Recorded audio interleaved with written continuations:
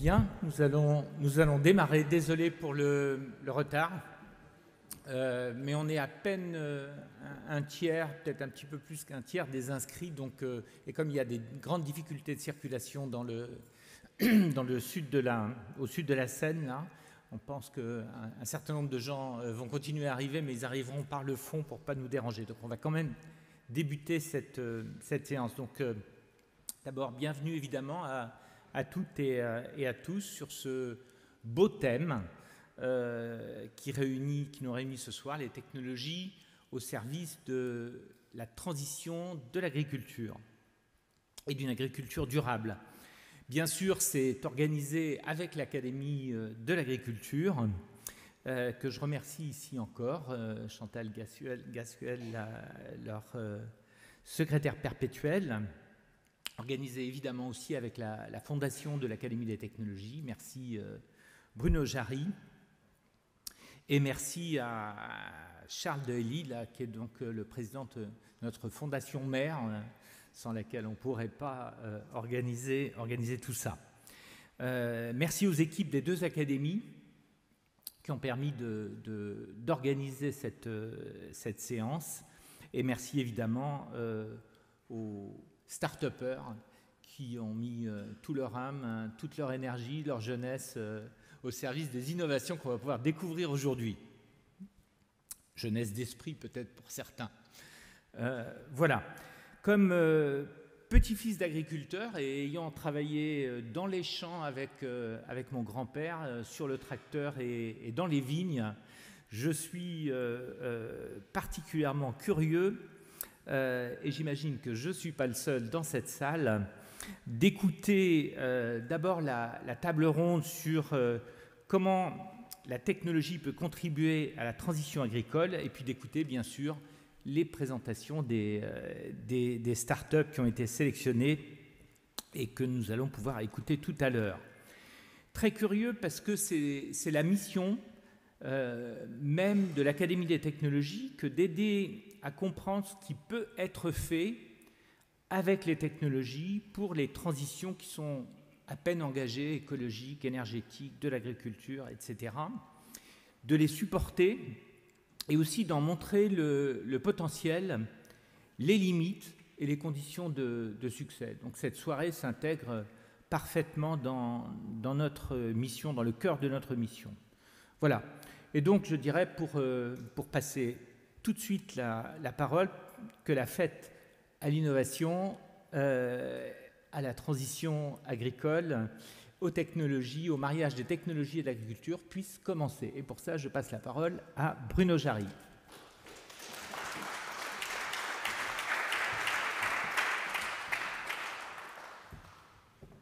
Écoutez, merci d'être là.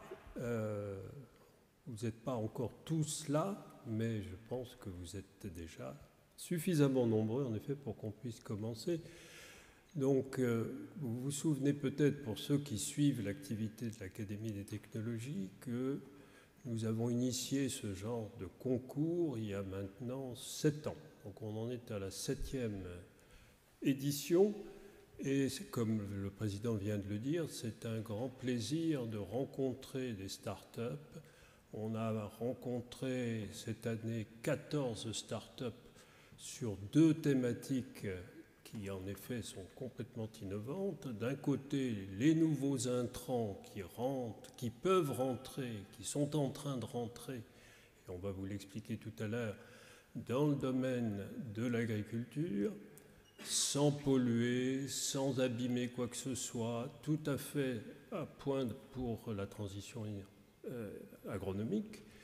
Et puis également, l'autre thème, c'était qu'est-ce que la technologie peut apporter sous forme, en effet, de nouveaux outils et quelles peuvent être aujourd'hui l'implication de l'intelligence artificielle, de tous ces nouveaux outils qui sont disponibles pour faire là aussi une agriculture propre, une agriculture sans déchets et qui apporte quand même des nouveautés tout à fait extraordinaires pour l'agriculture. Donc on a travaillé avec un jury que je remercie.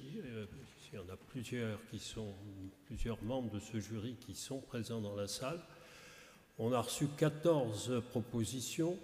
Comme toujours, c'est toujours compliqué, difficile de trouver parmi tous ces dossiers qui sont tous passionnants, il faut le dire, parce qu'avoir des nouvelles idées aujourd'hui, c'est pas accessible à tout le monde.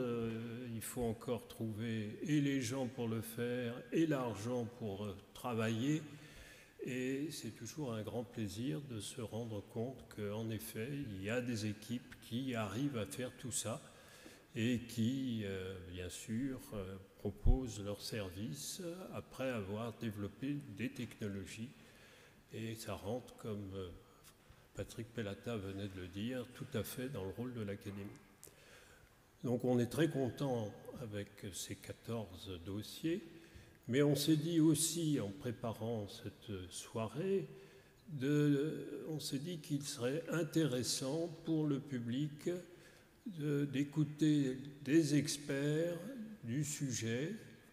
Et on a monté une table ronde, toujours avec l'Académie d'agriculture, qui, à travers la vision de personnes expertes du domaine, mais qui viennent de secteurs assez différents de la chaîne de valeur de l'agriculture et qui vont vous donner, dans leur discussion, en effet, une vision un peu complète de ce qui peut être fait, où sont les difficultés, etc. Donc c'est cette soirée qui permet de réunir tout ça. Moi aussi, je voudrais remercier les membres du jury, je voudrais remercier les sponsors, le groupe Avril, l'ADEME qui nous suit depuis déjà 2 ans et sur ces sujets d'innovation et qui, compte tenu de leur rôle dans le domaine du développement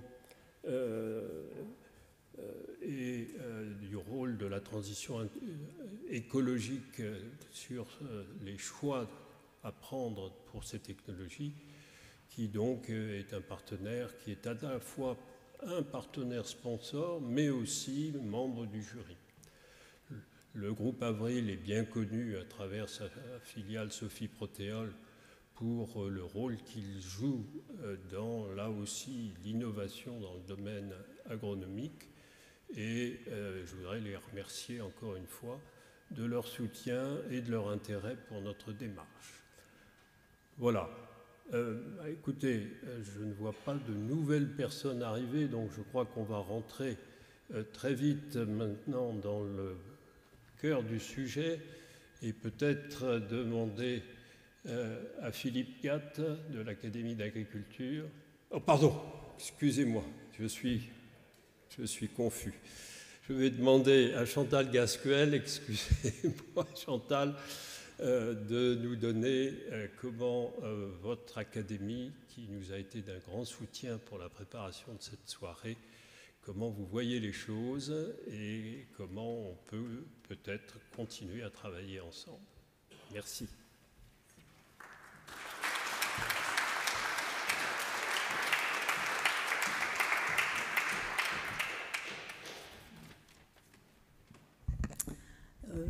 Cher Bruno, cher Patrick, chers tous, tout d'abord, merci à l'Académie des technologies pour votre invitation pour ce Grand Prix de l'Académie des technologies. Ce que je voudrais dire d'abord, c'est que le partenariat entre nos académies va montant. Et d'abord, il y a beaucoup de membres en commun. Voilà, j'ai découvert ça récemment puisque je suis secrétaire perpétuelle depuis début 2024. Et puis, nous sortirons très bientôt un rapport commun sur la contribution de la biomasse à l'énergie. Donc ça, c'est vraiment un travail aussi qui s'inscrit dans un partenariat étroit. Et puis aujourd'hui, ce Grand Prix qui a fait l'objet d'une convention entre nos académies. Alors, pour tous, finalement, ou pour le grand public, technologie et agriculture peut sembler antinomique. Les technologies, on associe ça à l'industrie et l'agriculture aux paysages ruraux, aux champs, aux tracteurs. Mais ce temps est révolu depuis longtemps. Les technologies sont très très présentes en agriculture. Elles sont présentes dans les bureaux des agriculteurs, dans les informations satellitales, dans les états sanitaires des cultures, dans le contrôle des maladies des végétaux, des animaux et leurs prévisions, dans les informations économiques, météorologiques, dans les technologies embarquées au sol et sur les tracteurs. Et il y a une massification des données qui est extrêmement importante en agriculture. Et les intrants de l'agriculture sont issus des technologies. Les produits agricoles vont vers la transformation alimentaire et sont aussi issus des technologies. Et cela, je dirais, de manière très différente. On parle souvent en agriculture des agricultures. Les agricultures industrielles ont des besoins technologiques différents des agricultures qui sont plus en lien avec le territoire, le milieu, le débouché. Voilà, donc les technologies en agriculture, quel que soit le type d'agriculture, c'est très important. Alors, un petit mot sur l'Académie d'agriculture, parce que peut-être que vous ne la connaissez pas bien. Nous sommes 500 membres, nous avons des Français et des internationaux, et nous cultivons, un peu comme chez vous, je crois, une pluralité de profils scientifiques pour moitié, experts de la société, services et de l'État, acteurs du monde économique pour l'autre moitié. Donc c'est vraiment ce dialogue. Nous agissons en collégialité, avec un goût particulier pour les sujets transversaux, je pense un peu comme chez vous, en lien avec la société. Beaucoup de questionnements, de débats contradictoires. Alors, nous agissons sur l'agriculture, bien sûr, mais l'agriculture ne peut se penser qu'en lien avec l'environnement et l'alimentation, et nous incluons maintenant ces 3 grands domaines dans le domaine de l'Académie d'agriculture. Alors, l'agriculture, vous le savez, par les médias, elle est dans ses différentes formes composée à des crises multiples, crise économique, crise écologique liée au changement climatique, à la perte de biodiversité. Les revenus, bien que très divers en agriculture, restent la question principale des agriculteurs, mais à cela s'ajoute, et les sociologues nous le disent, la perte de considération dans la société et de multiples stress liés à ce contexte de crise.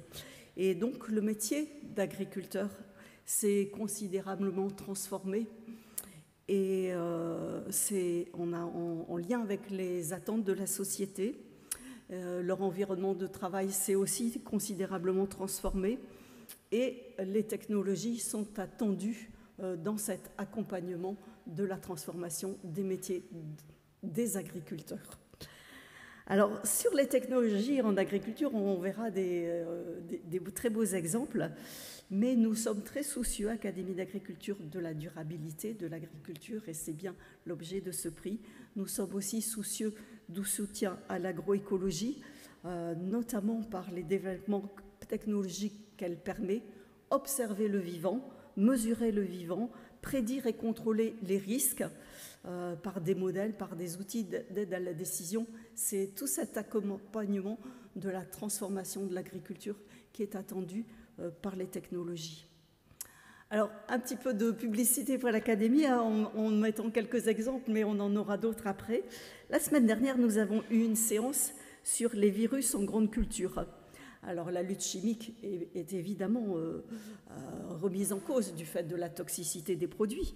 En particulier, là, c'était les néonicotinoïdes et on a besoin d'autres approches.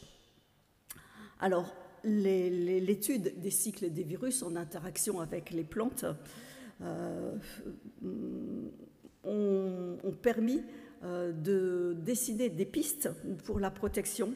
Alors, des pistes qui sont extrêmement diverses, qui sont la gestion des stocks dans les champs, la gestion des freins, des barrières à la propagation des virus, et en particulier le biocontrôle dans cette lutte contre les virus. On en parlera tout à l'heure. Mais ce que je voulais dire, c'est que ces solutions technologiques, biocontrôle, les solutions agronomiques, la gestion des repousses, les solutions écologiques, les infrastructures écologiques dans les paysages Ne les oppose pas, mettons-les en combinaison. Et c'est ça qu'a montré cette séance, c'est que c'était vraiment la combinaison d'un ensemble d'approches qui pouvait permettre de déboucher. Et il y a eu une conclusion qui nous a beaucoup surpris, c'est que la technologie des vaccins à ARN, comme ceux contre le virus du Covid, eh bien, pouvait être une piste aussi technologique pour les plantes, à la fois sur plusieurs virus, la technologie remplaçant la lutte chimique. Ça a été évoqué, il y a beaucoup de chemin à faire, mais voilà, on a des solutions technologiques qui, finalement, pour la santé, sont acceptables. Pour les plantes et les animaux, sont plus compliqués. Donc, des enjeux à la fois de technologie, mais aussi d'acceptabilité sociale. Alors, on a aussi eu des séances sur l'intelligence artificielle, bien sûr, dans des séances précédentes, sur l'exploitation des génomes, sur la valeur agronomique, les matériels de pulvérisation. J'insiste pas parce que j'ai vu qu'il y avait aussi des prix sur ces aspects, l'intelligence artificielle pour réduire les intrants chimiques conventionnels. Et plus original, il y a quelques mois, nous avons eu une séance sur la place des femmes en agriculture. Et là, on a été très étonnés, en fait. La place des technologies a fait vraiment débat en disant, finalement, les équipements ne sont pas prévus. Et c'est vraiment une difficulté, alors que les femmes ont toute leur place en agriculture, en particulier dans des nouvelles filières. Voilà. Alors, une attention pour nous est portée à ce qu'on appelle l'effet rebond. Vous voyez, la technologie arrive et elle retarde la transformation systémique de l'agriculture. Elle facilite parfois des modèles qui, avec le changement climatique, seront peut-être condamnés, trop dépendants de l'irrigation dans des régions en tension. Donc, voilà, cet effet rebond nous interroge. Et également, nous sommes attentifs aux bilans globaux, environnementaux, économiques, aux conséquences sociales. Alors, dans tous ces exemples, à l'Académie d'agriculture, on a toujours entendu un signal fort, accompagner la technologie par la formation. C'est une préoccupation constante. Et un nouveau groupe de travail va se mettre en place à l'Académie d'agriculture sur comment on forme maintenant les ingénieurs agronomes du futur. Et un des piliers a été finalement quelle place des technologies dans la formation des ingénieurs agronomes. Et il y a une discussion qui s'est engagée via une académicienne qui est Anne Luciva, qui est des deux côtés, pour qu'on puisse embarquer la collaboration avec l'Académie des technologies dans la réflexion sur le métier des ingénieurs agronomes. Voilà, j'ai fini ces quelques mots de fond et donc je voulais remercier l'Académie des technologies, le jury pour cette très belle initiative. Alors, remercier Philippe Gatte qui a vraiment été notre tête de pont pour travailler sur ce grand sujet et qui va intervenir là juste. Remercier tous les candidats, hein, évidemment, 14 dossiers déposés, et féliciter par avance les lauréats. Voilà. Et bien, très bonne soirée à vous tous et merci.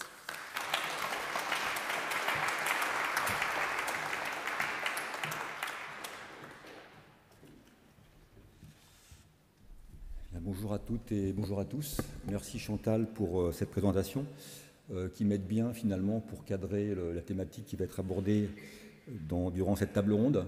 Donc avant d'inviter les intervenants, je voulais peut-être procéder à quelque chose de plus raccourci parce que je vois qu'il n'y a pas beaucoup d'agronomes dans la salle.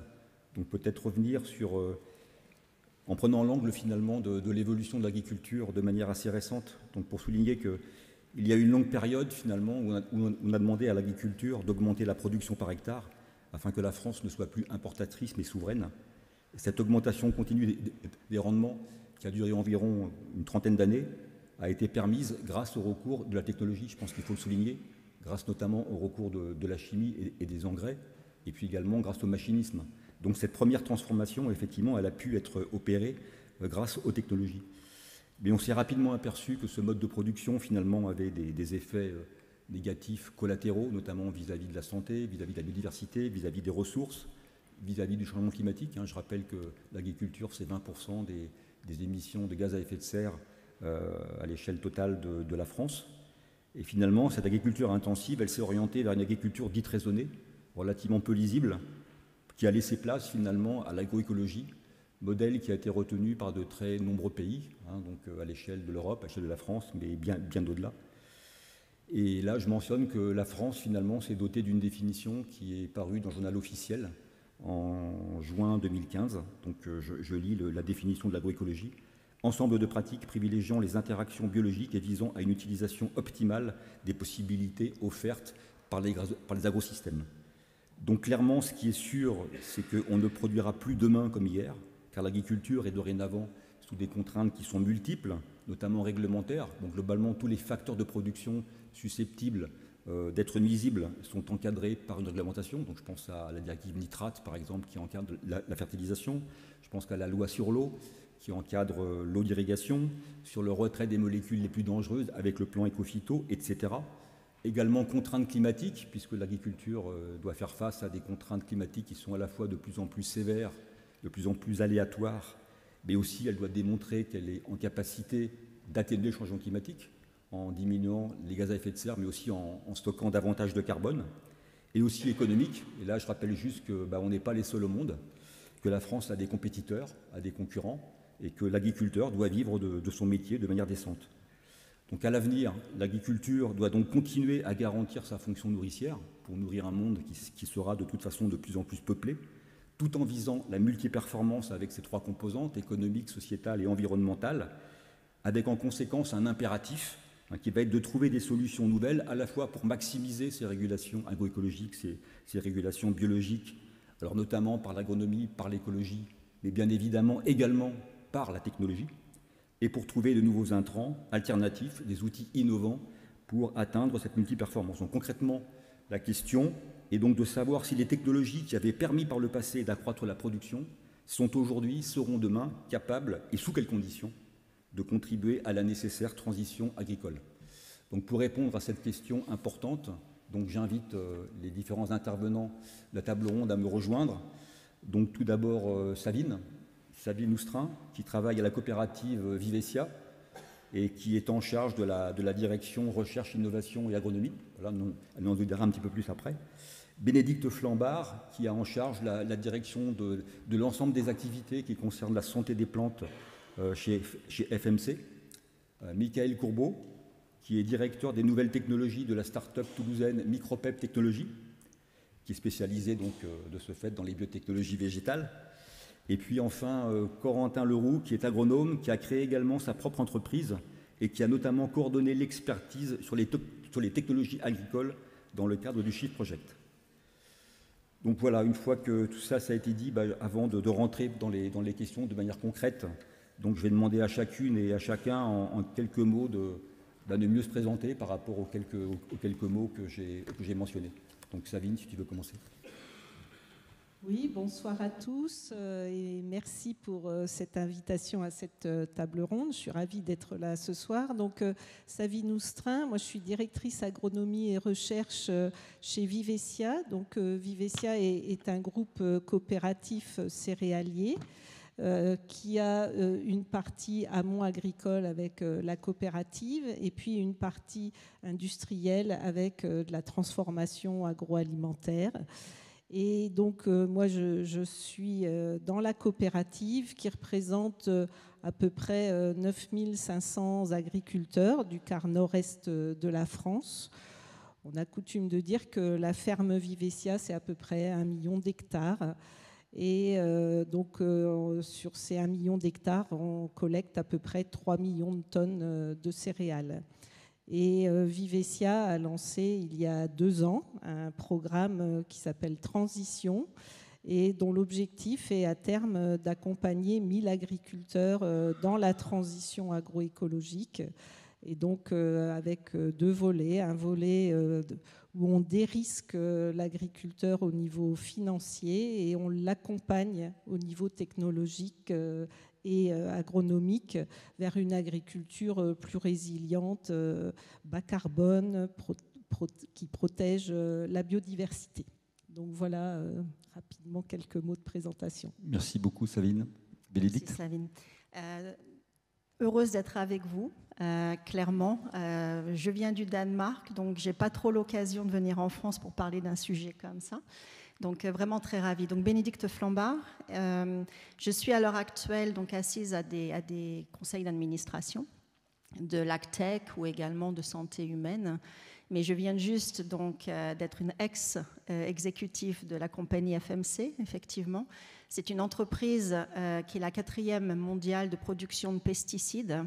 Donc vous allez vous dire qu'est-ce qu'elle fait ici, effectivement. En fait, dans cette entreprise, depuis les dernières 6 années, j'ai développé tout le business biosolutions, donc la santé des plantes, la nutrition, etc. Et c'est un business qui aujourd'hui est, je dirais, équivalent sur les 4 continents. Donc je pense qu'aujourd'hui, je vais apporter peut-être une perspective un petit peu internationale. Et en plus de ça, eh bien, j'étais assise également donc, dans les boards, comme on dit, les conseils d'administration, pour déployer nos capitaux. Donc il y a un nombre important de start-up qui sont passées par nos mains, des françaises, des internationales. Et d'ailleurs, Micropep, sans le vouloir, en fait, on a investi donc, chez Michael. Donc on se connaît très bien et il a une superbe technologie. Donc voilà, merci. Merci beaucoup Bénédicte. Michael ? Merci, très, très heureux d'être là aussi, donc merci pour l'invitation. Donc quelques mots sur moi-même et sur Micropep. Donc je suis français, basé aux US. Donc on a monté Micropep maintenant depuis 2018, donc un spin-off du CNRS. Pourquoi basé aux US maintenant? Parce que notre premier marché sera le marché américain au sens large, Amérique latine et Amérique du Nord.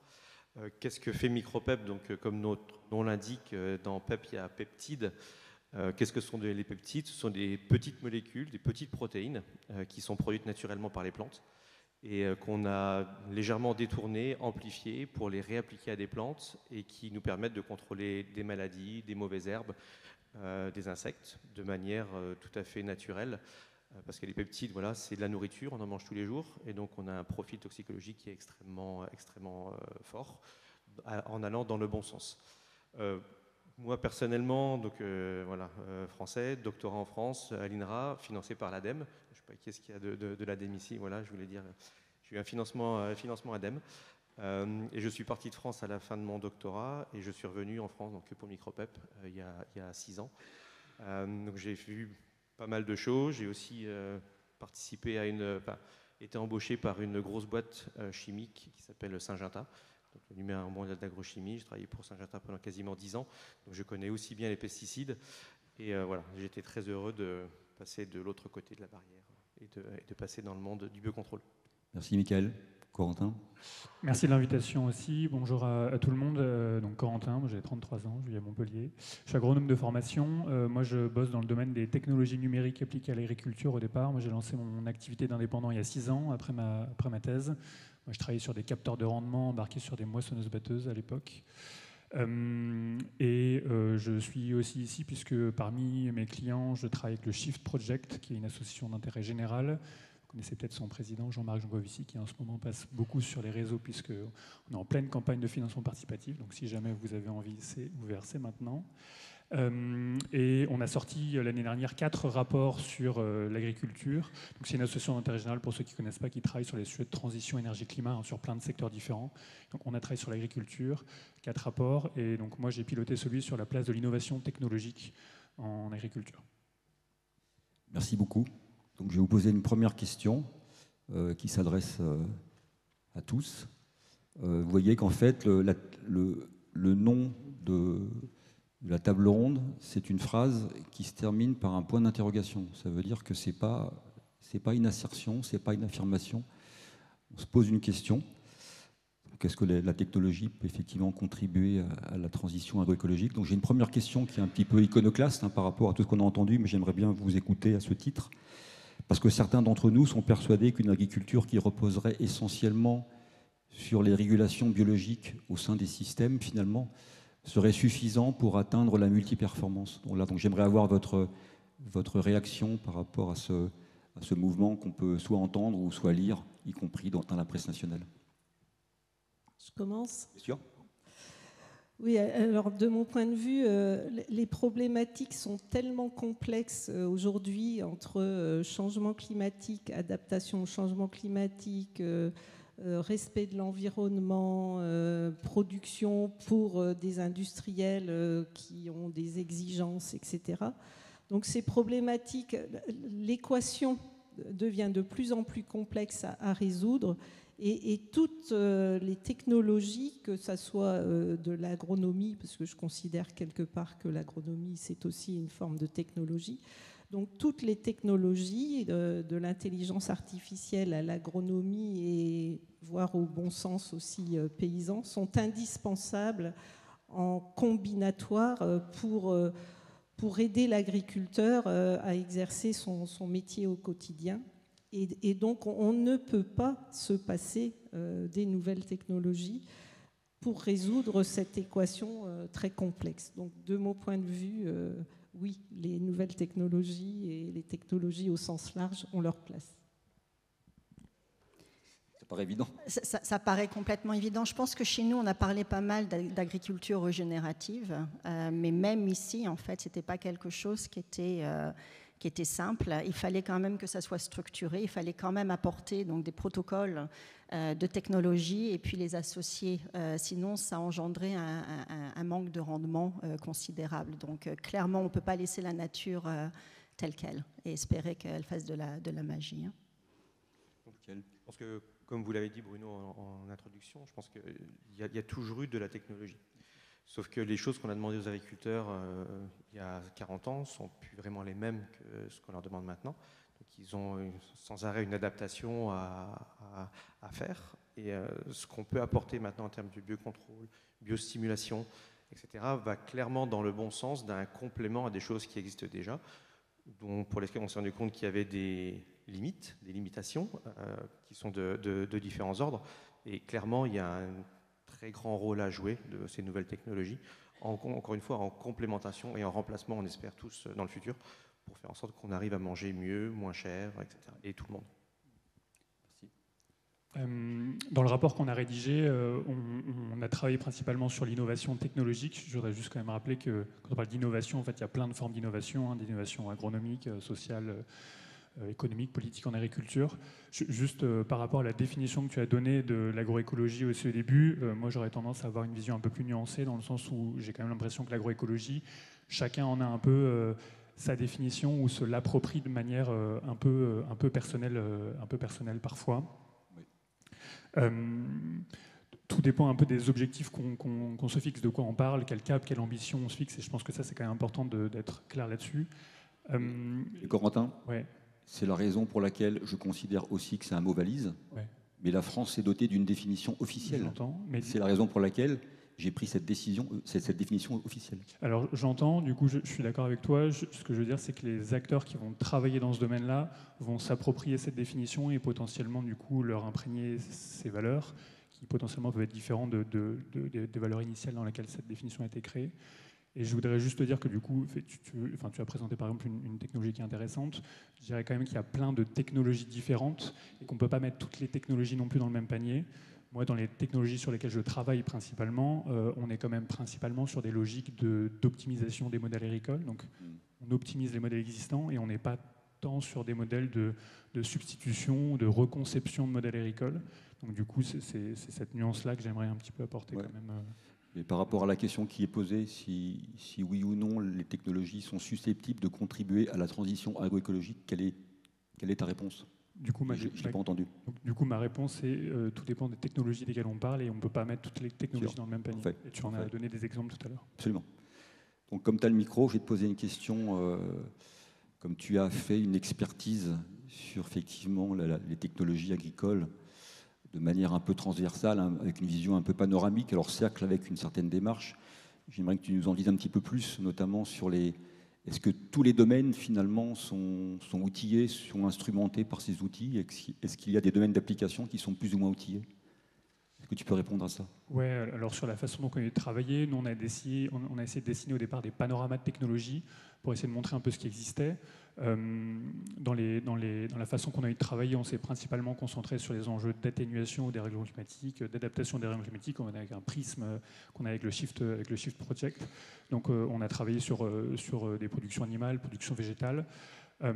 Sur le spectre sur lequel on a travaillé finalement assez large, on a travaillé sur des outils numériques, donc des capteurs, des instruments de mesure, des outils d'aide à la décision, des simulateurs, tout ce qui tourne autour de l'agroéquipement et de l'automatisation, c'est-à-dire des machines agricoles, des machines robotisées, des machines autonomes, tout ce qui tourne autour de la génomique, la sélection variétale, les nouvelles technologies génomiques. Des exemples aussi de biostimulation, de biocontrôle, tout ça on a essayé de dessiner un peu des spectres qui pouvaient du coup accompagner cette transition sur les enjeux de limiter les émissions de méthane, de protoxyde d'azote, de CO2, travailler sur le stockage de carbone dans le sol, éviter le déstockage tant qu'à faire, travailler sur l'adaptation des règles climatiques aussi. Donc tout ça, c'est un spectre qu'on a essayé de qualifier assez large. Et juste quelques remarques générales sur ce dont on se rend compte quand on fait ce spectre, c'est qu'il y a du coup une grande diversité de technologies, certaines avec des intensités technologiques différentes, des niveaux de maturité, déploiement différents, des niveaux de compétences différents pour les manipuler. Et ce dont on se rend compte également, c'est que la majorité de ces technologies, elles s'utilisent principalement à l'échelle de la ferme, à l'échelle de l'exploitation, à l'échelle de la parcelle, et finalement assez peu à des échelles spatiales un peu plus larges, assez peu finalement des échelles de territoire, de filières, et du coup c'est aussi une question qu'on soulève dans le rapport. Ok, merci beaucoup Corentin. Donc j'ai une question concrète à Savine. Si on se place effectivement du côté des utilisateurs finaux que sont les agriculteurs, que tu connais bien, est-ce qu'on peut dresser un premier bilan qualitatif finalement de l'usage de ces solutions? C'est quoi le ressenti actuel des producteurs par rapport à ces solutions nouvelles? Alors, les agriculteurs, quand ils utilisent ces solutions nouvelles, que ce soit des outils d'aide à la décision ou des produits de biocontrôle, des biostimulants, voire pourquoi pas des robots de désherbage, je pense que, enfin, c'est pas que je pense, c'est que les agriculteurs, ils ont la satisfaction d'avoir bien travaillé, en fait, et d'avoir amélioré leurs pratiques agricoles. Et aussi, quand on peut leur apporter la preuve qu'en utilisant ces nouvelles technologies, le résultat sera le même, voire supérieur aux résultats qu'ils obtenaient avec d'autres pratiques, d'anciennes pratiques, l'agriculteur, forcément, au niveau qualitatif, puisque c'est ta question, a une certaine satisfaction. En plus, quand il a un gain économique, parce qu'il faut quand même aussi parler de cette problématique financière, puisque souvent ces nouvelles technologies au départ sont quand même parfois plus coûteuses. Donc s'il a un gain économique malgré l'investissement supérieur, au niveau de la rentabilité de son exploitation, l'agriculteur est satisfait. Mais il faut lui apporter la preuve que ces nouvelles technologies vont lui apporter un plus par rapport à ses pratiques antérieures. Et là encore, si je cite par exemple, et tu connais bien cet exemple-là, Philippe, l'outil d'aide à la décision FarmStar qui permet à l'agriculteur de piloter l'azote qu'il apporte à sa culture, il a vraiment, l'exemple est assez frappant parce que l'agriculteur qui a goûté, entre guillemets, à ce service-là, le réachète l'année suivante. Donc c'est vraiment que l'agriculteur a trouvé un outil qui l'aide dans sa prise de décision. La problématique principale pour l'agriculteur, c'est de se dire, est-ce que je fais le bon choix? Est-ce que je dois mettre tant d'azote? Est-ce que je dois en mettre plus? Est-ce que je dois en mettre moins? Il se pose énormément de questions chaque jour, l'agriculteur, et tout ce qui peut l'aider à se poser moins de questions va dans le bon sens pour lui et pour son métier. Okay. Si je peux réagir brièvement, parce que je discute aussi pas mal avec des agriculteurs au niveau européen, américain, essentiellement brésilien. Je trouve que les agriculteurs européens, de manière générale, sont quand même beaucoup plus frileux de nouvelles technologies. Au Brésil, par exemple, ils sont ce qu'on appelle des early adopters. Donc ils sont en capacité de tester quand même beaucoup plus facilement, beaucoup plus rapidement les nouvelles technologies. Après, comme vous l'avez dit, les deux paramètres essentiels, c'est efficacité et coût. Quand les deux sont là, quelle que soit la technologie, ils vont prendre généralement très vite. France et États-Unis sont extrêmement conservateurs, et en Europe aussi, c'est quand même beaucoup plus compliqué de pénétrer un marché, d'avoir vraiment des ventes significatives rapidement. Je voulais poser cette question ultérieurement, mais comme tu l'as, j'allais dire, anticipé, je pense qu'on peut approfondir, c'est-à-dire que effectivement, les outils sont diversement déployés, alors que ce soit, de mon point de vue, de par leur nature, c'est-à-dire qu'entre une variété nouvelle, par exemple, et puis des solutions qui sont plus complexes, il n'y a pas le même degré de déploiement au sein des régions. Ça, Et puis, il y a aussi en fonction des pays. Donc, moi, ce que j'aimerais savoir, c'est quoi l'origine de ce constat. Quand tu dis les Brésiliens sont plus attractifs, donc pourquoi on en est à ce constat? Je pense qu'ils ont une relation différente au risque. Ils ont vu ce que l'Europe et les États-Unis avaient fait et ils se sont dit on ne va pas faire les mêmes bêtises. Donc ils sont déjà beaucoup plus prêts pour se dire ok, il y a des nouvelles choses qui arrivent, essayons-les, combinons-les avec des choses qui existent déjà. Donc, et voyons ce que ça donne. Et encore une fois, s'ils ont un retour qui leur convient, ils vont accepter ça beaucoup plus rapidement. Ils ont aussi un système régulatoire d'approval de molécules actives qui sont aussi beaucoup plus faciles. Ça prend 2 ans au Brésil, ça prend 6 ans en Europe. Même molécules, le même dossier, etc. Donc voilà, donc ils sont beaucoup plus adeptes en fait d'accepter ce genre de choses et quand ça fonctionne, on y va. Okay. Donc j'avais une question à Bénédicte pour faire suite à ce qu'elle a dit. Alors, oui, parce que c'est un élément quand même qui est essentiel. Et la France, oui, en fait, elle est un petit peu derrière, sans être provocatrice ou provocateur, ou je ne sais pas. Parce que essentiellement, ce sont ces problèmes de réglementation qui font tout. Le Brésil, c'est de 6 mois à 2 ans. Tu peux également avoir quelque chose en 6 mois. Ce qui veut dire qu'en fait, l'accessibilité de ces nouvelles générations de technologies, elles arrivent sur le marché, elles sont distribuées automatiquement aux agriculteurs en partenariat, ce qui fait que toute la chaîne de valeur, elle est imaginée dès le départ, et donc les données, elles sont générées. Et on a fait énormément de recherche marché. Et l'agriculteur, il s'en fout si c'est un biologique ou si c'est un pesticide. Si c'est performant et que ça rentre dans ses coûts, il va prendre. Il a d'autres priorités. Donc ça veut dire qu'il n'y a pas de déficit d'innovation, c'est plutôt très lié finalement à la réglementation, à la mise plus ou moins rapide finalement sur le marché grâce effectivement à cette réglementation qui est très différente entre les différents pays. Les pipelines, elles sont pleines. Elles sont pleines, les pipelines, de nombreuses entreprises. On n'arrive pas à percer parce que les réglementations sont lourdes. Moi, j'avais une question. Pourquoi FMC, qui avait un portefeuille historique sur les produits chimiques, s'est converti à orienter une très grande partie de ses activités vers la transition agroécologique?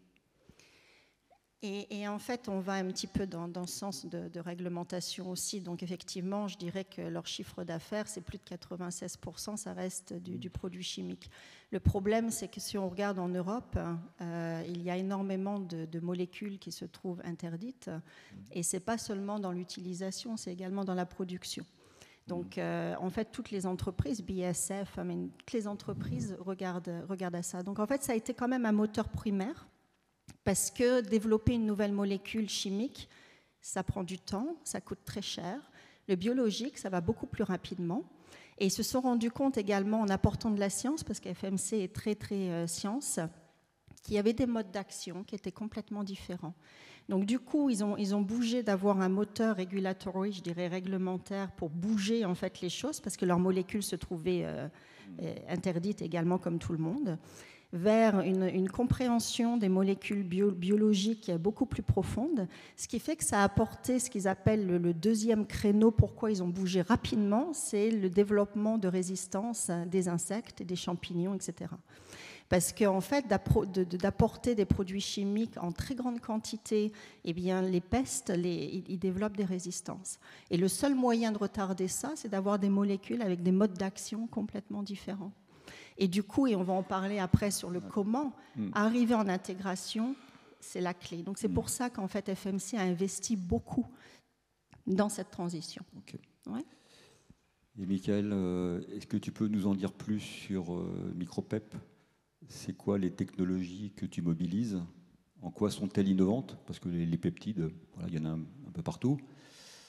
Et puis pour quels usages? Oui, donc ce sur quoi on travaille, ce sont donc des peptides, donc comme je l'ai dit, donc des petites protéines, qui sont des protéines, qui sont des peptides qui sont naturels. On travaille sur plusieurs technologies qui sont à base de peptides. Donc le dénominateur commun de Micropep sont vraiment les peptides. Et ensuite, ce qu'on fait, c'est qu'on est une société complètement intégrée.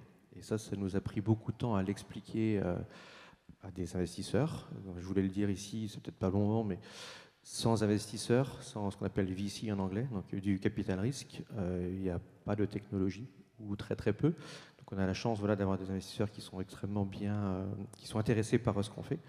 Et donc on a développé une compagnie complètement intégrée. Donc on fait tout de l'AI, donc intelligence artificielle, pour le design de nos peptides, jusque la production de nos peptides. Donc pour vous donner un exemple très concret, il y a 15 jours, on a pris notre premier 75 mètres cubes, c'est-à-dire 75 000 litres de bactéries pour produire nos peptides, pour justement pouvoir commencer à arriver sur le marché.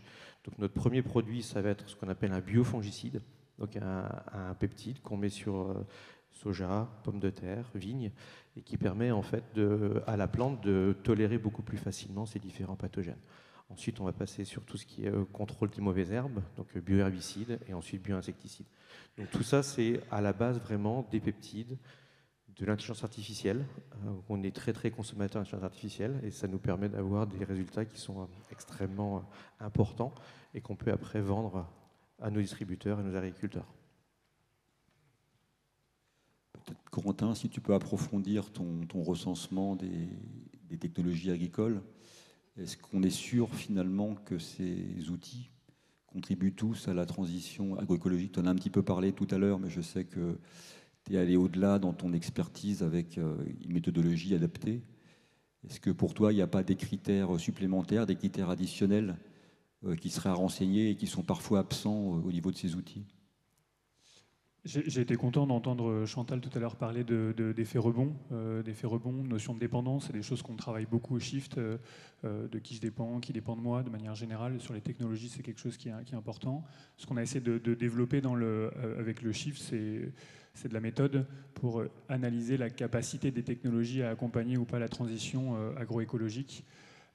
Parce que ce dont on entend le plus parler, c'est les technologies avec le plus de buzz politique, buzz médiatique, ou qui vont soutenir des filières plus ou moins capitalistiques. Donc nous, on a essayé de proposer de la méthode. Et ce qu'on dit notamment dans un premier temps, c'est qu'on a besoin d'avoir des cas d'études qui soient très clairement définis quand on parle de technologie, de savoir dans quel cadre on va les appliquer. Et ensuite, quand on va un petit peu plus loin, pour revenir un petit peu sur ces notions aussi d'effet rebond, on parle d'impact direct, d'impact indirect et d'impact systémique des technologies agricoles. Donc l'impact direct de la technologie, c'est son empreinte environnementale de manière générale, qu'est-ce qu'il a fallu pour la fabriquer, quelle matière, quels matériaux on a besoin pour la faire fonctionner, quelle énergie on utilise.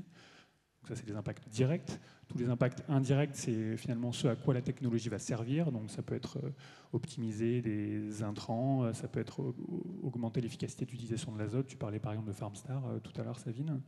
Et ensuite, plus largement, c'est les impacts systémiques, c'est-à-dire à partir du moment où on va faire atterrir une technologie ou un système technologique sur le terrain, qu'est-ce que ça va changer sur la ferme, sur l'organisation du travail, sur les relations avec les salariés, sur la gestion des pratiques agricoles qui sont mises au sein de la ferme. Donc tous ces impacts-là, c'est des choses qu'il faut aller documenter et discuter. C'est bien de regarder ce qu'apporte la technologie, mais encore une fois, l'impact direct et l'impact systémique, les impacts en cascade, c'est ça qu'il faut aller regarder aussi. Et est-ce qu'à ton avis, on dispose suffisamment d'outils, d'évaluation multicritères pour faire ça aujourd'hui ?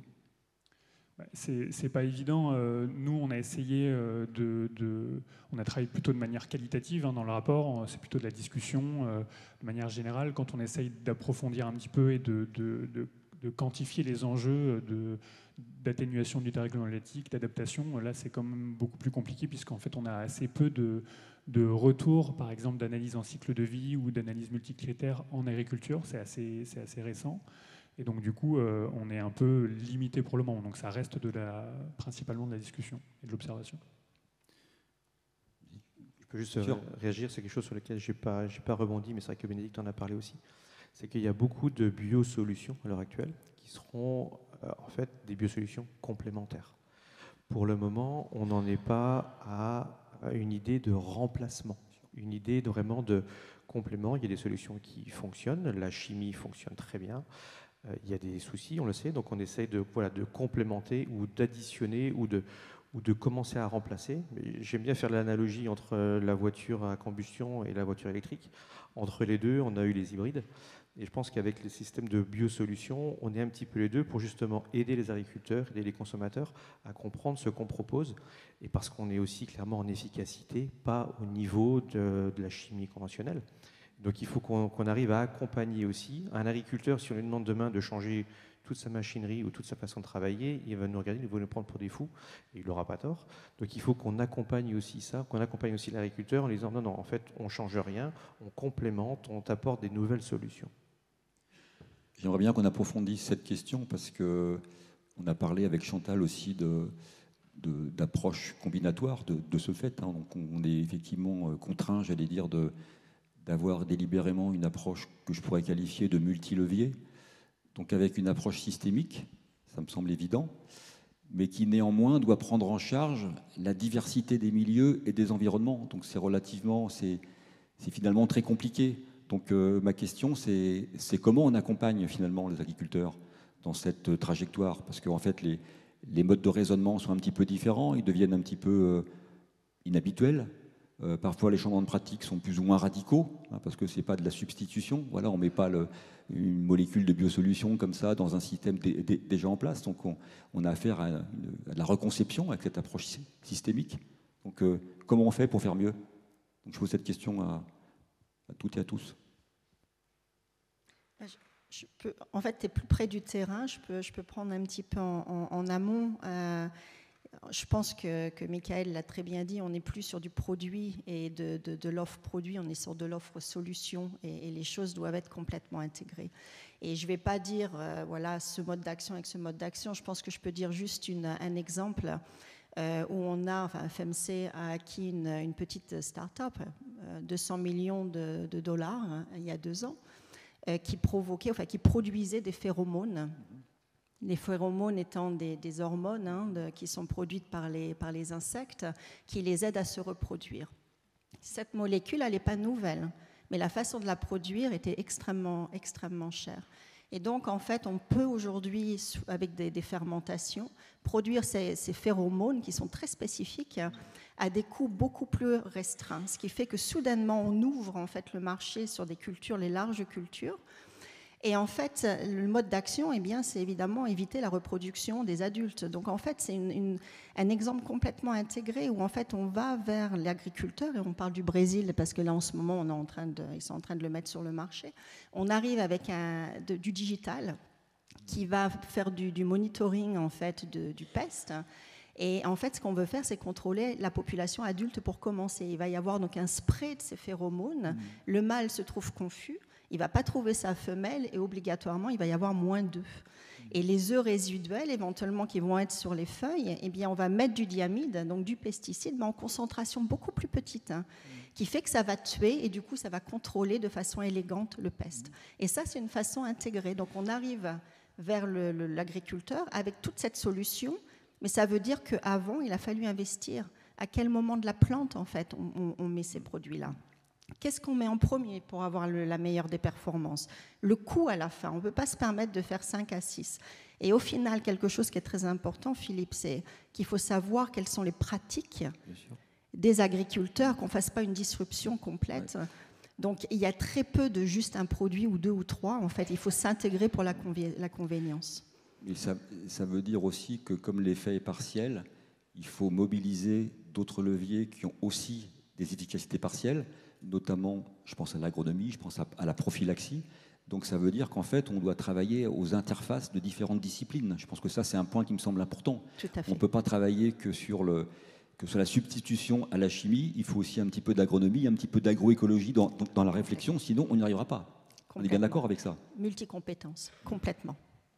Et si je rajoute par rapport à ce que vient de dire Bénédicte, même en amont, il y a toute la génétique. On oublie souvent que la génétique, c'est quand même le premier maillon de la chaîne, hein, et la semence, avec des variétés plus résistantes maintenant, qui permettent parfois de mettre un fongicide en moins, une combinatoire avec un produit de biocontrôle, un biostimulant qui renforce la plante, un itinéraire technique adapté, un précédent, enfin un assolement qui rompt les cycles des insectes, etc. Enfin, la combinatoire, elle va au-delà du produit phyto plus le biocontrôle, le biostimulant. Il y a aussi la génétique qui est un levier qu'on oublie un peu trop souvent, mais qui est un levier aussi très important.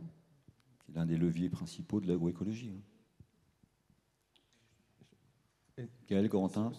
Si on peut rajouter peut-être un point de complexification, c'est qu'on va vivre dans un pays avec des contraintes thermiques et hydriques de plus en plus extrêmes. Et ça, l'agriculteur, il le voit très bien maintenant, enfin nous aussi, parce que ça va impacter forcément le coût de notre nourriture. Mais on voit ce qui s'est passé l'année dernière dans le Bordelais pour le vin, ce qui s'est passé aussi sur la pomme de terre l'année dernière, qui a été assez dramatique dans le nord de la France. Et voilà, toutes ces contraintes-là, en fait, vont faire que nous, industriels, start-upers, comme vous l'avez dit, on va devoir aussi aborder de nouvelles solutions aussi pour tout ce qui est stress abiotique. Et ça fait partie aussi du raisonnement de, voilà, qu'est-ce qu'on fait avec l'agriculteur aussi pour l'accompagner aussi donc, dans des nouvelles solutions, des nouvelles façons de travailler. Pour compléter là-dessus, moi je suis d'accord avec ces notions de combinatoire. Hein. Dans le rapport, on parle de système d'innovation, dans le sens où on va combiner des innovations technologiques avec innovations agronomiques, sociales, politiques. On peut faire plein de choses.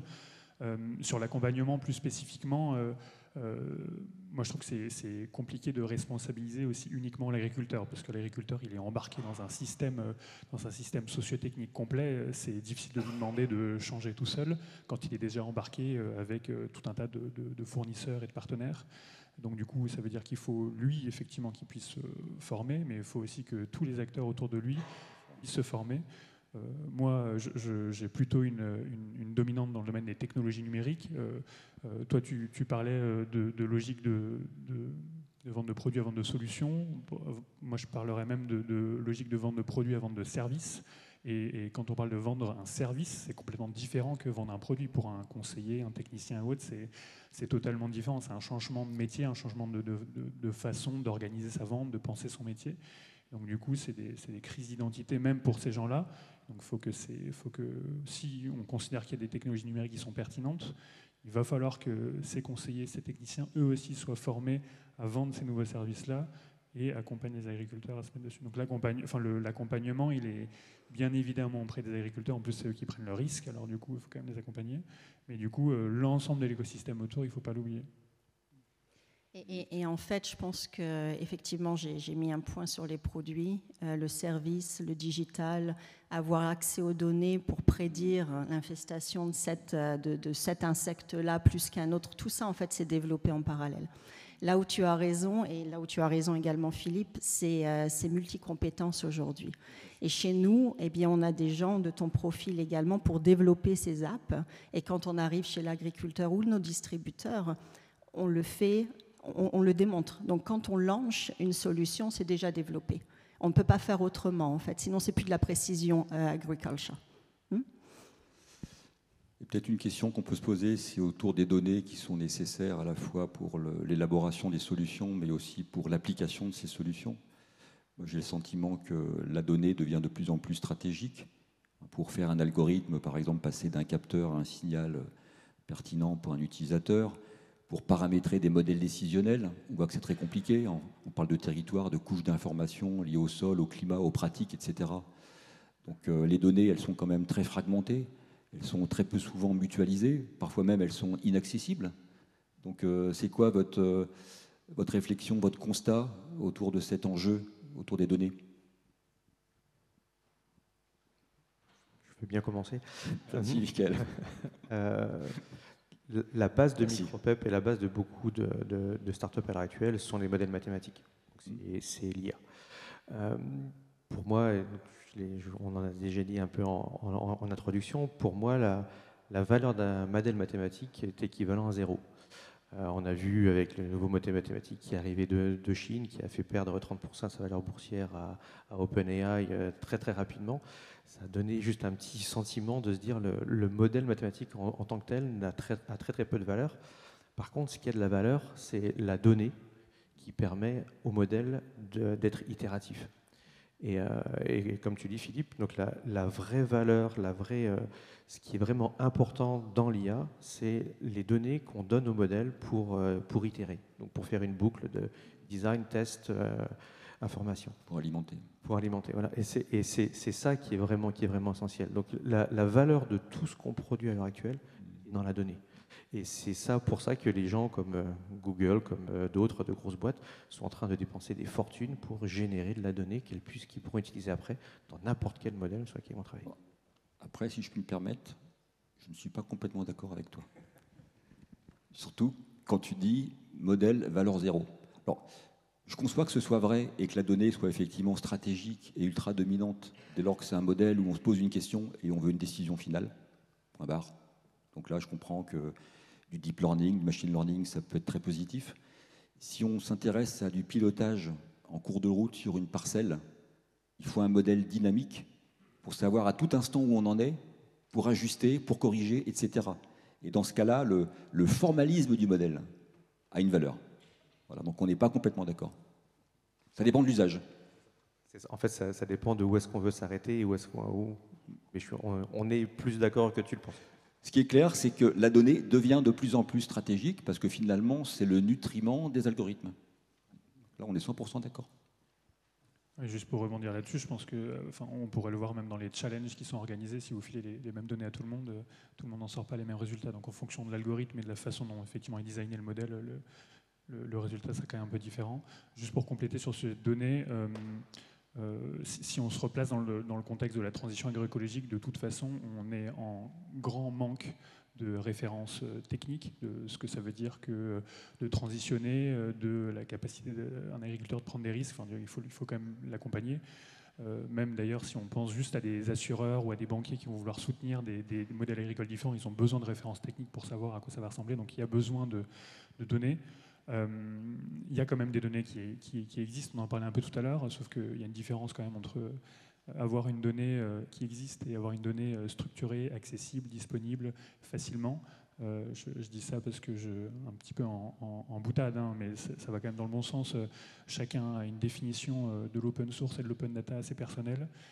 Et donc je pense qu'il y a des gens qui ont besoin de se former en open data pour savoir ce que c'est vraiment que l'open data. Mais de manière générale, je trouve qu'il y a des institutions publiques en France qui font beaucoup d'efforts. On parlait tout à l'heure de l'IGN, l'Institut géographique national, qui a mis à disposition énormément de données en agriculture et qui sont pour le coup en open data bien structurées, etc. C'est pas le cas de tout le monde.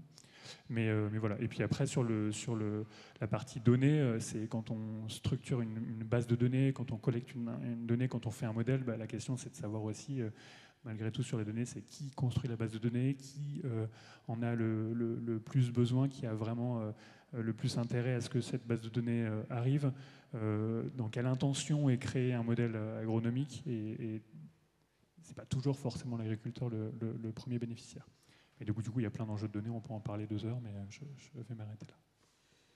J'ai une question pour Savine. Tout à l'heure, on a parlé du présent avec le bilan qualitatif finalement du ressenti des agriculteurs sur ce qui est utilisé actuellement. Si on fait un peu de perspective, quand tu écoutes les agriculteurs, c'est quoi les besoins qui sont les plus fréquemment présents, et c'est quoi les innovations qui sont les plus désirées par les producteurs? Alors les agriculteurs aujourd'hui, tout ce qui va pouvoir leur permettre de dérisquer leur exploitation Et vraiment, ce sur quoi ils insistent au quotidien, quand je dis dérisquer, c'est prévoir ce qui va arriver. Est-ce qu'il y aura une attaque d'insectes? Est-ce qu'il y aura des maladies? Est-ce que, voilà. Donc, tout ce qui leur permet aussi de prendre une décision plus facilement et de faire le choix d'une pratique plutôt que d'une autre. Alors, il y a une forte attente, on n'en a pas du tout parlé là, mais autour de l'administratif et tout ce qui va leur permettre de saisir qu'une fois au lieu de 3 les mêmes données pour renseigner X outils et j'en passe. Donc ça, à la limite, même la première attente qui revient fréquemment, c'est ça. Simplifiez-moi les démarches administratives. Comment je peux saisir les données facilement, ou je parle à mon téléphone et puis ça va là où ça doit aller. Donc ça, c'est leurs premières attentes. Mais après, dans leur métier de base d'agronome, j'ai envie de dire au quotidien, c'est tout ce qui va leur permettre de prévoir ce qui va se passer, comment faire les meilleurs choix. Alors là, mais c'est sans doute un vœu pieux, des prévisions météo fiables et plus qu'à 3 jours. Fait Météo France. Bon, non, mais ça, les prévisions météo, c'est aussi ce qui revient régulièrement, de savoir un peu plus que... Et quand je dis 3 jours, je suis gentille, hein, des fois, c'est précis à une journée. Donc voilà les attentes des agriculteurs. Et après, encore une fois, quand on leur apporte la preuve qu'en utilisant ces nouvelles technologies, ils vont faire mieux qu'avant, soit au niveau agronomique, soit au niveau économique, soit au niveau environnemental, ou pour leur permettre de répondre à un cahier des charges ou à des nouvelles exigences, voilà, ils vont adhérer à ces nouvelles technologies. Peut-être pour clore cette table ronde, dites-moi en quelques mots-clés, qu'est-ce qu'il faudrait pour que finalement les agriculteurs européens et français puissent profiter le plus rapidement possible et le plus efficacement possible des solutions futures? Michael, je suis sûr que tu as des idées. Je le sais. Comme ça, je laisse aux 3 autres panélistes le temps de réfléchir à une meilleure réponse que la mienne. Je pense qu'il y a je dirais qu'il y a 2 axes. Il y a un axe, on va dire, partenariat, collaboration, qui est l'axe où on demande souvent quels sont tes compétiteurs, où est-ce qu'ils sont, qu'est-ce qu'ils font, etc. Et je leur dis, des compétiteurs à l'heure actuelle, j'en ai pas assez. Ce qui est un peu ballot, mais c'est la vérité. C'est-à-dire que moi, j'aimerais bien qu'il y ait beaucoup plus de monde qui soit là, beaucoup plus de boîtes, beaucoup plus de startups qui soient là, qui innovent en biocontrôle, qui innovent en biostimulation, en biosolution, parce qu'il y a un boulot gigantesque. Donc pour moi, c'est vraiment ça. C'est vraiment trouver les partenariats, qu'on arrive tous à mettre en commun des données, que les données soient gratuites, payantes, on en discute, qui a l'IP, on en discute, voilà, mais tout ça qui est vraiment un partage beaucoup plus d'informations et de données. Et le deuxième axe, c'est l'axe réglementaire. Que l'Europe comprenne que de bannir des molécules plus vite qu'on peut en apporter des nouvelles, c'est pas franchement la bonne solution pour avoir une sécurité alimentaire. Que d'autres pays, d'autres continents le font beaucoup mieux que nous. Pourquoi est-ce qu'on est les derniers? Voilà, alors que Micropep est financé 100% par du capital risque français, ou quasiment. Ce qui est dommage de se dire qu'on vendra peut-être en Europe en 2032. Donc voilà, il y a cet angle réglementaire qui est vraiment, je vais utiliser un mot fort, mais catastrophique. C'est pas très optimiste quand même. On espère toujours qu'il va y avoir une étincelle à un moment, mais c'est vrai que ça tarde à arriver. Et c'est bien de le dire. On veut que ça avance. Bénédicte, peut-être, non? Oui, partenariat, c'est vraiment le premier qui vient à l'esprit, tu l'as bien développé. Le deuxième, peut-être, qui me vient à l'esprit, c'est éducation. Parce que c'est finalement une plateforme qui va servir beaucoup de choses. L'éducation au niveau des agriculteurs, mais également des distributeurs. Ce sont des technologies qui sont beaucoup plus complexes et c'est difficile. Donc en fait, ce qu'on voit, c'est des forces de vente qui sont de plus en plus techniques pour accompagner sur le terrain. Et l'éducation, le deuxième volet, c'est l'éducation des autorités. Et essayer de faire des leviers de ce qui se passe. On reprend le Brésil, mais de prendre ces cas-là et de les amener, on fait ça, nous, en Europe, pour démontrer qu'il n'y a pas de risque, en fait, et qu'il y a d'autres pays qui vont beaucoup plus vite. Mais ça passe par l'éducation. En France, d'ailleurs, le gouvernement est très ouvert à prendre des molécules et de les tester avec leur propre protocole. Ça ouvre des portes. La Hollande également ouvre pas mal les portes pour être éduqués, et ils le disent. Et je pense qu'on n'utilise pas ça assez souvent. Donc éducation en plus du partenariat. Merci. Corentin ? Je pense qu'une complexité qu'il y a, c'est déjà la diversité des technologies qu'il y a, et donc cartographier déjà ces outils, c'est compliqué. Moi déjà, c'est quelque chose que j'essaie de faire à mon humble niveau, sur le niveau des technologies numériques, et on a lancé avec un collègue une plateforme en ligne qui s'appelle WikiAgriTech, si ça intéresse certains. On a déjà cartographié plus de 1800 outils numériques, donc déjà pour nous, c'est compliqué de s'y repérer. Pour des acteurs agricoles qui ne sont pas spécialisés, ça l'est encore plus. Et pour des agriculteurs qui ont autre chose à faire, c'est encore plus compliqué. Donc ça, c'est une première chose, connaître l'existence, ça c'est galère. Et la deuxième chose, si tu me permets un tout petit pas de côté par rapport à ta question, c'est quand même de dire que... je disais au tout début qu'il y a plein de définitions de l'agroécologie, donc ça veut dire qu'il y a plein de trajectoires agroécologiques différentes, et on est d'accord, il y a des agricultures, des transitions possibles. Et de la même manière, il y a des trajectoires technologiques différentes aussi, c'est-à-dire qu'on a des gens qui vont vouloir être très intéressés par des niveaux technologiques avancés, d'autres beaucoup moins, d'autres qui vont commencer, qui vont y revenir, d'autres qui vont être au départ pas intéressés et qui peut-être vont au contraire se lâcher à fond dedans. Mais juste de dire que certains qui ont choisi, par exemple, de ne pas rentrer dans une trajectoire technologique, parfois c'est des choix complètement conscients, et il faut aussi l'accepter. Mais du coup, c'est toutes ces trajectoires-là qui sont possibles. Et ce qui m'intéresse quand même de savoir, c'est à quel point est-ce que certaines trajectoires en bloquent d'autres. Et donc tout à l'heure, on parlait un peu de blocage, Chantal, dans ton discours, et il y avait c'est ces sujets-là qui m'intéressent de questionner aussi un peu dans le rapport. Merci beaucoup, Corentin. Sabine, quelques mots ? Alors, les clés de la réussite. Je partage un peu tout ce qui a été dit. J'ajouterais, moi, le financement de cette transition, parce que finalement, le réceptacle de toutes les attentes de la société, c'est l'agriculteur. Et il faut l'accompagner dans ces transitions, alors en multipliant ou démultipliant les innovations technologiques, certes, mais en les rendant aussi accessibles, et du coup, il faut accompagner financièrement, il faut trouver le moyen de financer cette transition pour le bénéfice de chacun d'entre nous, consommateur final. Donc je pense que... Voilà. Parfait. Ce sera le mot de la fin.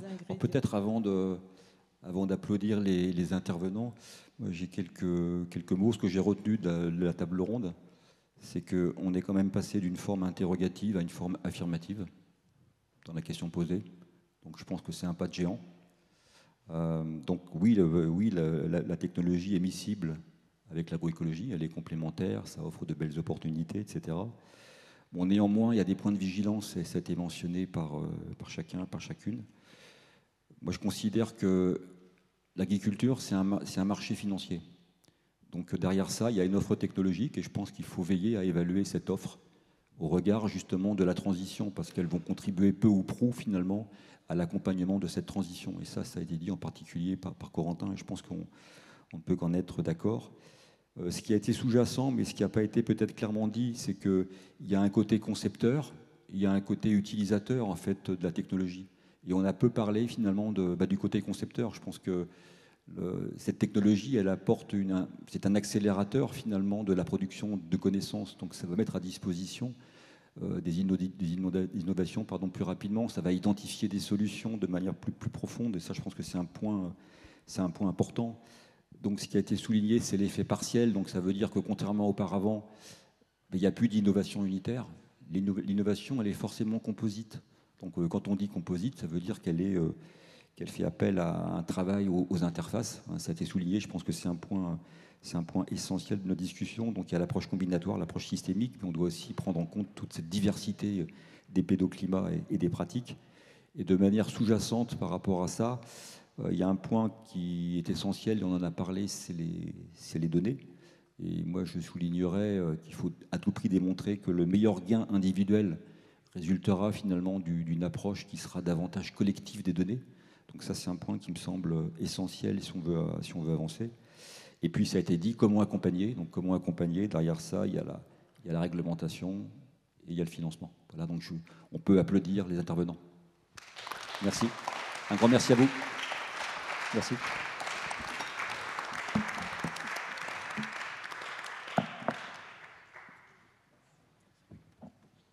Je dois dire 2 mots quand même. Donc, j'invite Bruno Jarry et Charles Develly, pour l'instant, qui est le plus, j'allais dire, le plus demandé finalement de la soirée, cet instant zénital qui est la remise des prix. Bien, ben en effet, on arrive maintenant dans le cœur de cette réunion. Je pense que vous avez compris que l'agriculture de demain ne ressemblera pas du tout à notre image d'Épinal, avec le chapeau de paille et la fourche, mais que cette marche est maintenant en route et qu'on va la voir de plus en plus. Voilà. Alors, je l'ai déjà un peu dit tout à l'heure, mais la raison d'être des Grands Prix de l'Académie, c'est en effet d'aller chercher les sujets qui ne sont pas encore nécessairement développés en grand, ça serait trop facile, mais c'est d'essayer de trouver en effet de l'innovation là où elle se crée au niveau des startups. Et j'ai dit tout à l'heure toute l'admiration que j'avais pour les startups. J'ai moi-même créé 2 startups et je connais la difficulté qu'il y a à faire cet exercice. Donc je suis admiratif de ce que les startups arrivent à faire. Alors, je voudrais redire aussi tout le travail que le jury a fait. J'ai dit qu'on avait reçu 14 dossiers, que ces dossiers se répartissaient sur 2 thèmes. Le thème de nouveaux intrants, c'est-à-dire ce qu'on rajoute pour faire pousser les plantes mieux, plus vite, régler les problèmes de résistance, etc. Et puis le rôle de la technologie lourde, c'est-à-dire en effet l'intelligence artificielle, mais aussi quels sont les nouveaux outils qu'on peut trouver dans les startups et qui vont changer le monde de demain, le monde agricole de demain. Voilà. Donc, je crois que le moment est venu maintenant. Bien, ben oui, effectivement. Je voulais simplement dire un mot. Bruno m'a fait l'amitié de m'inclure dans le jury. Et je dois vous dire que j'ai découvert, pour moi, c'était vraiment, j'allais dire, une vraie découverte. Et vous l'avez très bien dit tout à l'heure, du très haut niveau technologique et scientifique dans le domaine agricole. Bon, je suis un industriel, donc je voyais ça de très loin. Et vraiment, ça a été une découverte et un émerveillement. Et je pense que les industriels auraient à s'inspirer d'un certain nombre de choses qui se passent dans l'agriculture. Donc merci beaucoup, c'était vraiment passionnant.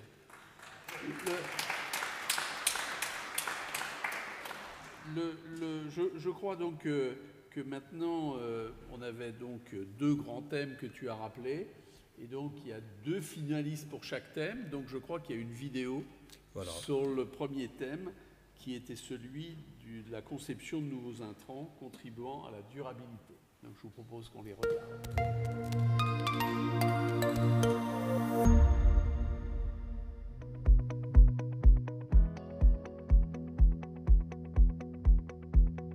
Agreador, c'est une société de type tech qui développe des outils de biocontrôle à la base des odeurs de plantes.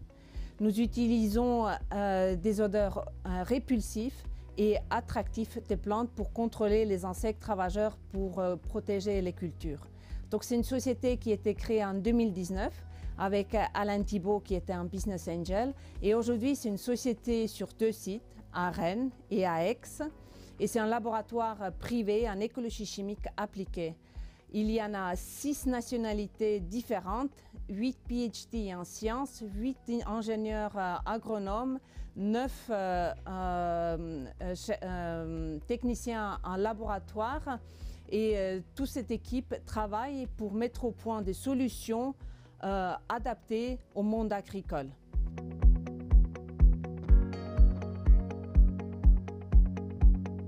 Donc la technologie, c'est vraiment technologie des odeurs. On change l'environnement olfactif des insectes. Les insectes utilisent odorat dans leur déplacement. Ils utilisent odorat pour trouver leur partenaire sexuel, pour trouver les sources d'alimentation, les sites d'oviposition. L'odorat est vraiment central pour eux. Et en utilisant cela, on peut modifier leur comportement et protéger les cultures. Donc par exemple, pour la betterave, nous avons mis au point une solution à la base des allomones, donc répulsifs, qui rend la culture de la betterave vraiment répulsif aux pucerons. Ils n'aiment pas y aller, les ailés ne colonisent pas les parcelles. Ensuite, ils s'alimentent moins sur la betterave. Comme il y a moins de piqûres, moins d'alimentation, il y a moins de transmission de virus. Et aussi, il y a moins de reproduction, parce que la reproduction est très liée avec l'alimentation. Ça fait que, en utilisant uniquement les odeurs, ne pas tuant les insectes, on protège les cultures et on garantit les rendements de la betterave.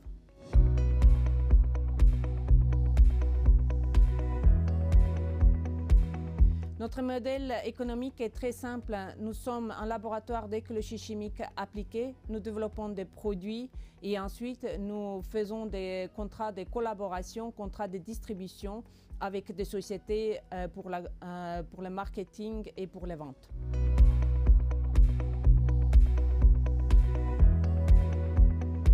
Si on gagne le prix, déjà, on va être très reconnaissant. L'équipe va faire la fête et ensuite, potentiellement avec le prix d'argent, on va faire des prototypes de formulation pour développer nos nouvelles solutions pour les alérodes et les trips.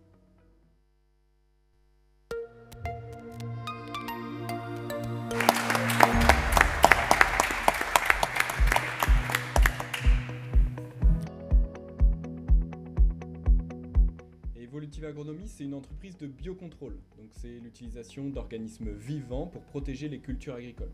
C'est des alternatives aux pesticides chimiques dont on connaît la nuisibilité pour l'environnement et pour la santé humaine.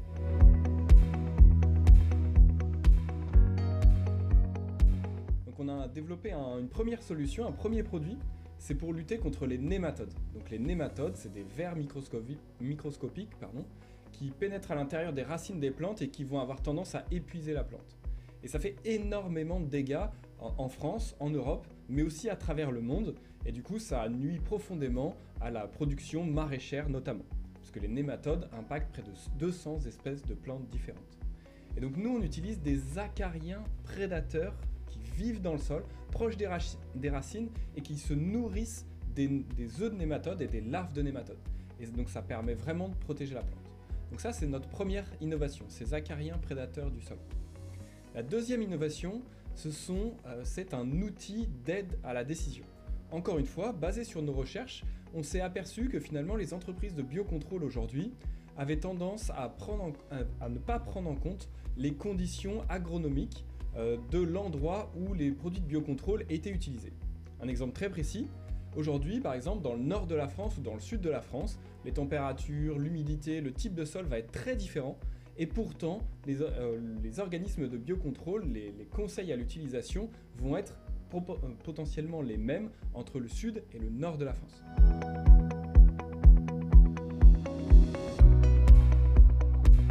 Donc les plus grands défis finalement qu'on a eu au cours de cette aventure, c'est d'abord de prendre conscience de tout ce qu'était l'entrepreneuriat.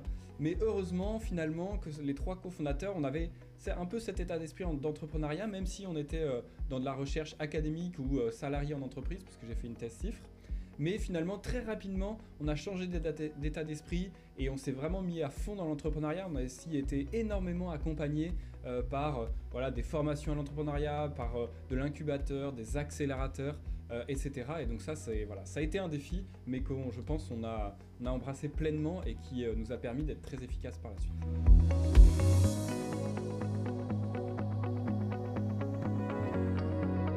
Donc les prochaines étapes, ce sont des étapes d'augmentation de la capacité de production, puisqu'aujourd'hui, nos acariens prédateurs sont vraiment efficaces. Il y a de la demande aussi vis-à-vis des agriculteurs. On a nos premiers clients. Et donc là, dans les prochains mois, les prochaines années, il va falloir augmenter la capacité de production. Il va falloir aussi forcément augmenter notre capacité commerciale, puisque aujourd'hui, c'était surtout une équipe de R&D. Et donc voilà, maintenant, il va falloir aussi engager des commerciaux et des formateurs aussi à l'utilisation de nos produits. Et finalement, la troisième partie, c'est continuer à faire de la R&D, améliorer la connaissance qu'on a des acariens prédateurs, des nématodes, mais aussi améliorer l'efficacité de nos produits, améliorer l'efficacité de l'outil de production et commencer à développer de nouveaux produits, évidemment.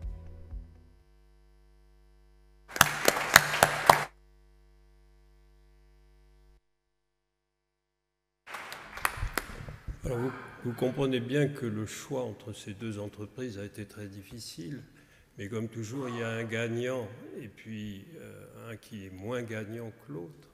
Donc je vais demander aux deux entreprises de venir là et puis on va annoncer le résultat final. C'est Agriodor qui a gagné. Bravo.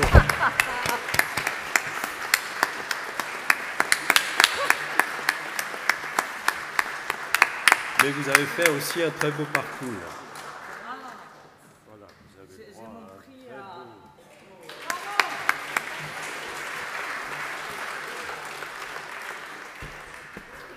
On va pouvoir faire la fête. Pardon.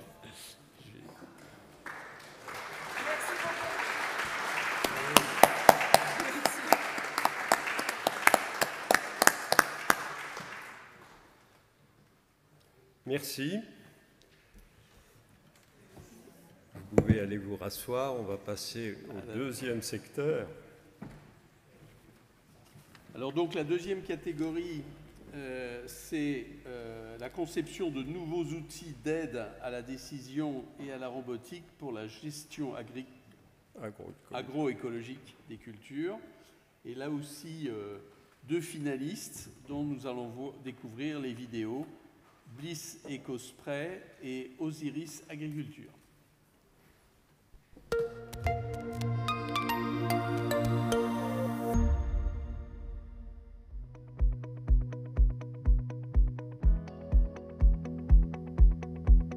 Alors Bliss EcoSpray, c'est une entreprise qui vient révolutionner la pulvérisation dans l'agriculture.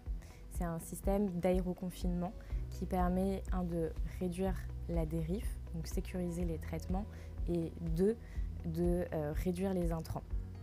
Aujourd'hui, Bliss EcoSpray, c'est une équipe de 12 personnes. On est situé dans les Yvelines, à Saint-Nom-la-Bretèche, et on a déjà des clients. On a déjà 42 clients viticulteurs équipés avec notre solution, notre technologie.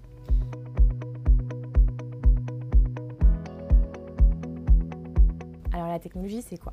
On est parti du principe on est venu résoudre le problème de la dérive. La dérive, c'est quoi? C'est ce produit qui vient se répandre dans l'environnement quand on fait des traitements dans l'agriculture. Vous êtes peut-être déjà baladé dans les vignes un dimanche et vous avez vu ce nuage de produits qui vient se répandre autour de vous. Et c'est des produits qui sont potentiellement dangereux pour la santé des hommes, mais aussi la santé des sols. Et donc pour adresser ce problème de la dérive, c'est un ingénieur de l'INRAE qui a inventé une solution. Cette solution, c'est quoi? C'est l'aéroconfinement. C'est-à-dire qu'il vient confiner le produit entre deux lames d'air pour empêcher toutes les gouttelettes de s'échapper. Et donc c'est comme ça qu'on a une pulvérisation durable qui permet de réduire la dérive et de réduire les intrants.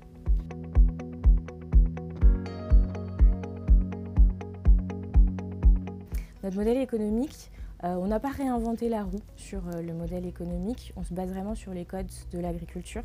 Donc on a des concessionnaires partenaires qui distribuent nos produits localement, qui accompagnent aussi nos viticulteurs. Donc, nous, on vend à ces concessionnaires agricoles, viticoles, qui distribuent à nos viticulteurs et on accompagne nos concessionnaires et nos viticulteurs dans l'utilisation de nos machines.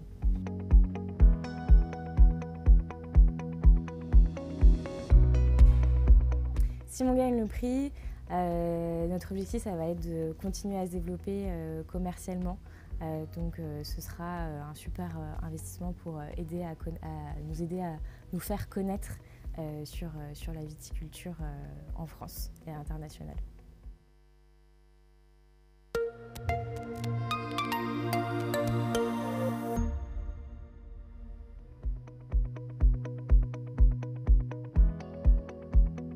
Osiris Agriculture, c'est une société qui a été fondée il y a 4 ans par 3 fils d'agriculteurs, ingénieurs et diplômés d'école de commerce.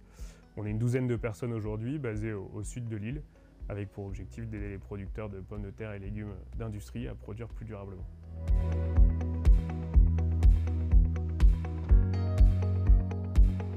Chez Osiris Agriculture, on développe un robot autonome et intelligent d'irrigation et de fertilisation de précision. L'objectif, c'est d'allier la robotique, l'intelligence artificielle et agronomique pour permettre aux agriculteurs de faire des économies d'eau, d'engrais, de produits phytosanitaires et aussi les aider dans leurs tâches manuelles en automatisant une tâche qui est très pénible.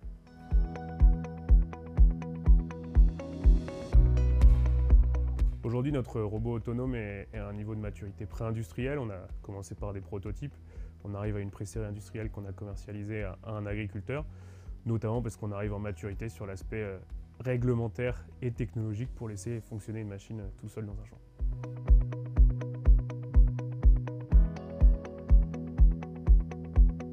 Gagner le prix de l'Académie des technologies sur ce concours dédié à l'agriculture, pour nous déjà on va communiquer parce que ça fait très plaisir de mettre le sujet de l'agriculture et les problématiques des agriculteurs au cœur des technologies et montrer que la technologie est une partie de la solution. Voilà, la deuxième chose, c'est qu'après on va continuer à mettre l'accent sur le développement de l'intelligence artificielle, l'intelligence agronomique pour aller plus loin dans les économies d'eau et d'engrais.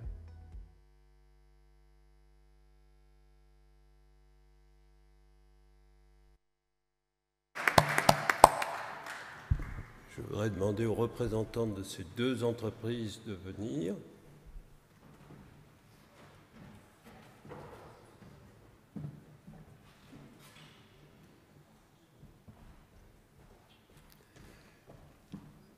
Et le gagnant est Osiris.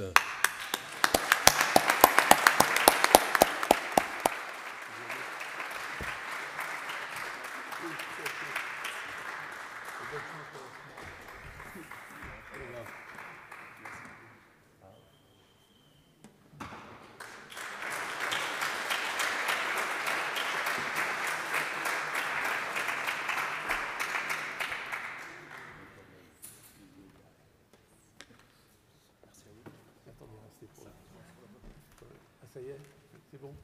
Merci, merci. Voilà, bah écoutez, merci. Nous avons encore notre ministre, le ministre de l'Enseignement supérieur et de la Recherche, qui nous a adressé quelques mots et on va vous le passer tout de suite. Mesdames et messieurs, je suis heureux de prendre la parole, même à distance, à l'occasion de ces grands prix remis aujourd'hui, non pas par une, mais bien par deux académies. Ces prix sont une belle illustration de ce que nous défendons. Une innovation au service du bien commun, une technologie comme vecteur de progrès, une science au cœur de notre avenir. La thématique choisie cette année est particulièrement précieuse, les technologies au service d'une agriculture durable. Dans un monde qui doit relever des défis environnementaux sans précédent, les 4 finalistes nous montrent la voie et nous inspirent. Chers lauréats, j'ai été frappé par l'ingéniosité et l'audace de vos solutions. D'un côté, Agriodor, né au sein d'INRAE, et Evolutive Agronomie, qui révolutionne le biocontrôle en proposant des alternatives concrètes aux produits phytosanitaires. De l'autre, Bliss EcoSpray et Osiris Agriculture, qui développent des outils de précision pour transformer nos pratiques agricoles, tout en préservant nos ressources. Vous êtes toutes et tous la preuve que l'innovation française n'est pas un mot vain, Vous démontrez que technologie et écologie peuvent et doivent faire cause commune. Bravo. Et je tiens évidemment à saluer l'action de l'Académie des technologies, chère à mon cœur, qui, au-delà de ses prix, joue un rôle si essentiel comme un tiers de confiance, en apportant un éclairage rigoureux, nécessaire, dans un monde où l'information est parfois si confuse. Par votre travail de médiation, vous réconciliez les citoyens avec le progrès technique. Le ministère de l'Enseignement supérieur et de la Recherche est heureux de soutenir cette démarche par laquelle l'excellence scientifique se met au service des grands défis de notre temps. À tous les finalistes, encore une fois, bravo. Bravo pour votre audace, bravo pour votre vision. Vos innovations contribuent à façonner une agriculture plus respectueuse de notre planète, tout en agissant en faveur de notre souveraineté alimentaire. Félicitations à toutes et à tous, et que cette cérémonie célèbre dignement la créativité et l'innovation française.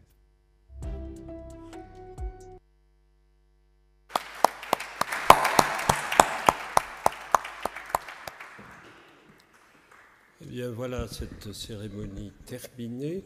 Je vous invite au verre de l'amitié et vous pourrez poser toutes les questions que vous pouvez garder dans votre tête. À tout à l'heure.